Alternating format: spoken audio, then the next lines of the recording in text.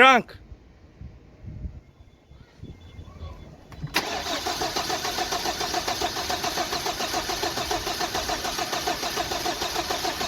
So it's having difficult start. It will keep long before it will start.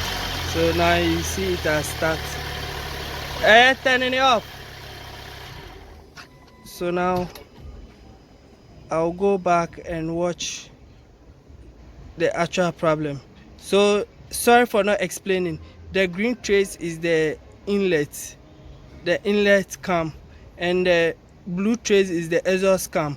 And now I'm having problem, and the EVVT is the orange one, which is channel A, and channel B is intake, and channel C is exhaust.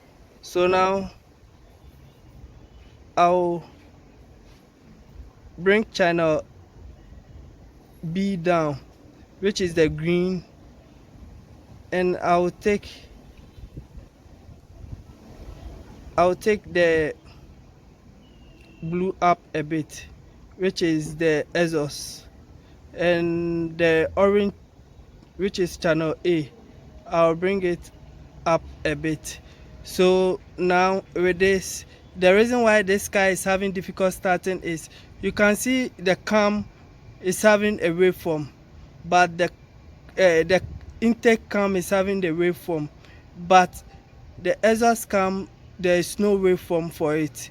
And if I move to the next buffer, you see it at for a 5 volt, which means I'm getting the voltage. So now I'm going to change it to another signal and see if maybe they have changed the signal, or because you can see it's on 5 volts, it's on 4.8, 3.4. Let me use this thing to get the voltage.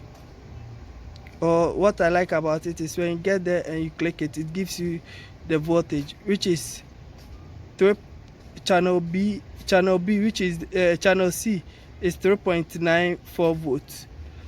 So now what I'll do is I'll work on the channel B and the channel C, which is 3.9 volts, instead of it being.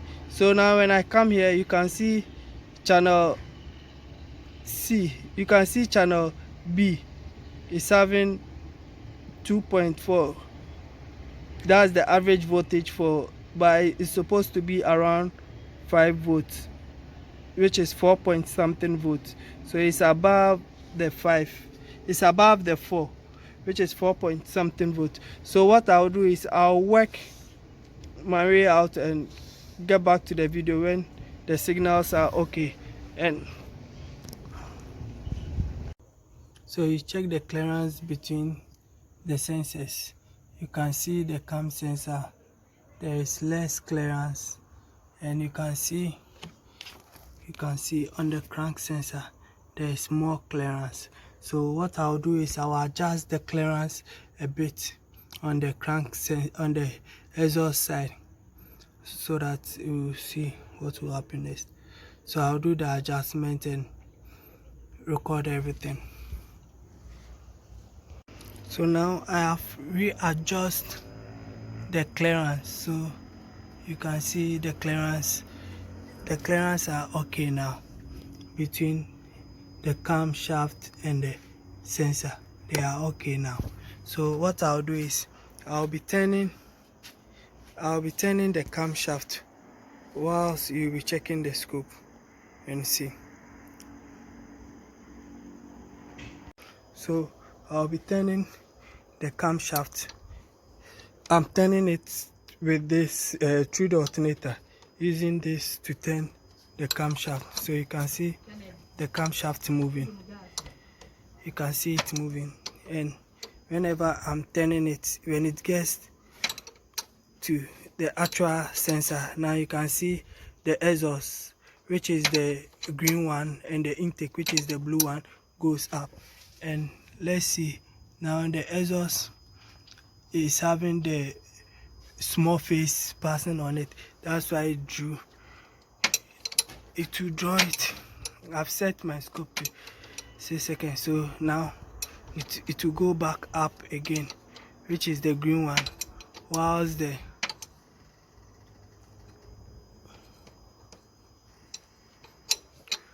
whilst I keep turning it from this side. So you could see the red trace is not included. So now you can see that the green one is down again, and let's check why the green one is down. The green one is down because now the small metal over there is now picking up, and the red one is up, and it will also go down because within a short period I'll also be drawing it closely. So let me turn it, and you see the blue one will also come down whilst the green one is also down. So now you can see now the green one is down. So now you can see the green one is down because now you can see that it's reading from the sensor, and you can see this one is still down because it's reading from the sensor. It will go up, it will go up, it will go up again. The green one will go up before the blue one, so you can see it.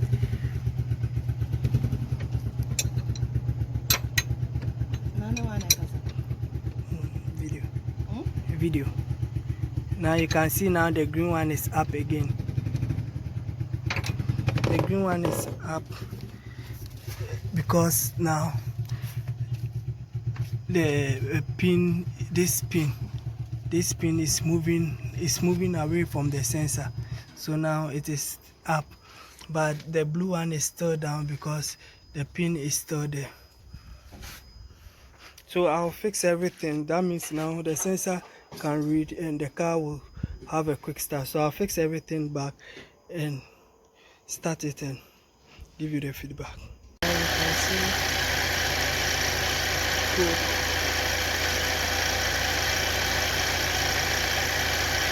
And now you can see both of them are now working. So you can have a look at them.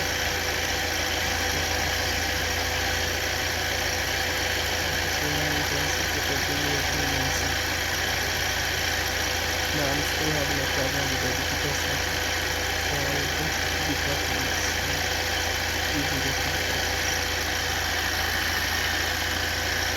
And then the motor also is having a problem.